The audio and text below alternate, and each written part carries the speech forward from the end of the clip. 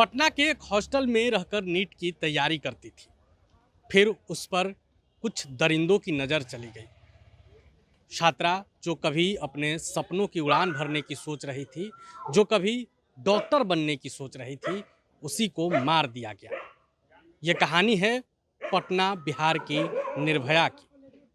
ये काल्पनिक नाम है, चूँकि हम ओरिजिनल नाम नहीं ले सकते हैं, लेकिन आप सब जानते हैं कि किस तरीके से पटना के शंभू गर्ल्स हॉस्टल में रहकर नीट की तैयारी कर रही एक जहानाबाद की लड़की को मार दिया गया। पहले तो पुलिस भी मुकर रही थी कि उसकी मौत नींद की ओवर गोली लेने से हुई है, न कि दुष्कर्म से। लेकिन अब पोस्टमार्टम रिपोर्ट सामने आ गया है। पोस्टमार्टम रिपोर्ट में साफ है कि यौन हिंसा से इनकार नहीं किया जा सकता है। पोस्टमार्टम रिपोर्ट में और भी कई खुलासे किए गए हैं। लड़की के गर्दन से लेकर जांघ तक कई निशान हैं, नाखून के निशान हैं, छाती पर भी नाखून के निशान हैं। और अब इस पूरे मामले में प्रभात मेमोरियल हॉस्पिटल की भी संदिग्ध भूमिका नजर आ रही। आपको बता दें कि जब लड़की अचेत अवस्था में हॉस्टल में थी, गेट तोड़कर हॉस्टल संचालकों द्वारा उसे सबसे पहले प्रभात मेमोरियल हॉस्पिटल नहीं बल्कि सहज सर्जरी ले जाया गया था। जिस तरीके से जांच आगे बढ़ रही है कि एक चीज़ों से पर्दा हट रहा है। अब जांच में यह खुलासा हुआ है कि उसको सबसे पहले सहज सर्जरी ले जाया गया था। वहां से स्थिति जब नहीं संभली तो प्रभात मेमोरियल हॉस्पिटल लाया गया, जहां कई दिनों तक बच्ची कोमा में रही, जहां उसे इंजेक्शन दिया जाने लगा। इसके बाद उसकी मौत हो गई। हालांकि मौत को सामान्य बताया गया कि वो नींद की ओवरडोज ले ली थी, ओवरडोज वाली गोली ले ली थी।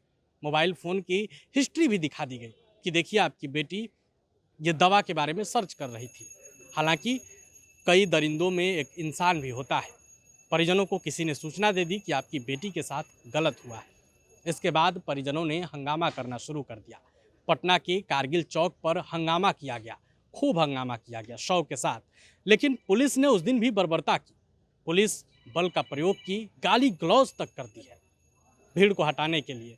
और तब तक जो इस पूरे मामले की जांच कर रहे हैं एसपी अभिनव बता रहे थे कि दरिंदगी नहीं हुई है, सामान्य मौत है। हालांकि पोस्टमार्टम रिपोर्ट उसी पुलिस वाले अधिकारी के मुंह पर तमाचा है, जिसमें लिखा गया है कि दरिंदगी हुई है। अब मामले में सम्राट चौधरी ने एक्शन लिया है, एसआईटी का गठन कर दिया गया है।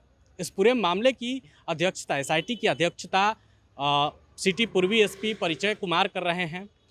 निगरानी पटना आईजी जितेंद्र राणा कर रहे हैं। कल जितेंद्र राणा घटनास्थल पर पहुंचे थे, जहां लड़की रहती थी, जिस हॉस्टल में रहती थी, शंभू गर्ल्स हॉस्टल में मुन्ना चक पहुंचे थे। वहां हम भी पहुंचे थे अपनी टीम के साथ। वहां पहुंचकर हमने आपको ग्राउंड रिपोर्ट दिखाई थी। वहां के लोगों ने कई बड़े खुलासे भी किए थे। पुलिस अब तक इस मामले को छिपा रही थी या बताने से बच रही थी कि उस हॉस्टल पर पहले से भी कंप्लेन है। उस आदमी जिसका नाम सामने आ रहा है, हॉस्टल संचालक मनीष रंजन, उसके खिलाफ पहले से मामला दर्ज है।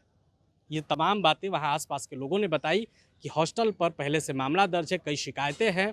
मनीष रंजन पर आर्म्स एक्ट के तहत मामला दर्ज है, जिसे अब तक नहीं बताया जा रहा है। लोग बताते हैं कि महंगी महंगी गाड़ियाँ हॉस्टल के आसपास लगती थी, लेकिन अब तक किसी ने यह बात नहीं बताई। बहरहाल मामला आगे बढ़ा। जाँच आज एसआईटी की टीम ताबड़तोड़ छापेमारी कर रही है। सहज सर्जरी भी पहुंची थी एसआईटी की टीम। एसआईटी की टीम अभी प्रभात मेमोरियल हॉस्पिटल भी पहुंची है। अंदर में आपको नज़र आ रहा होगा कि पुलिसकर्मी हैं। अभी हम प्रभात मेमोरियल हॉस्पिटल के बाहर ही हैं। ये प्रशासनिक खंड है, जहां पुलिस वाले अंदर में हैं, अपना छानबीन कर रहे हैं। सबसे पूछताछ की जा रही है, एक एक परत खुल रहे हैं। अब देखना होगा कि क्या इस मामले में बिहार की बिटिया को न्याय मिल पाता है। एक एक चीज़ पर हमारी नज़र है। पल पल की खबर हम आपको देते रहेंगे, कब कहाँ क्या हो रहा है। आप बने रहे प्रभात खबर के साथ। शुक्रिया। प्रभातखबर.com, विश्वास वही, रफ्तार नहीं।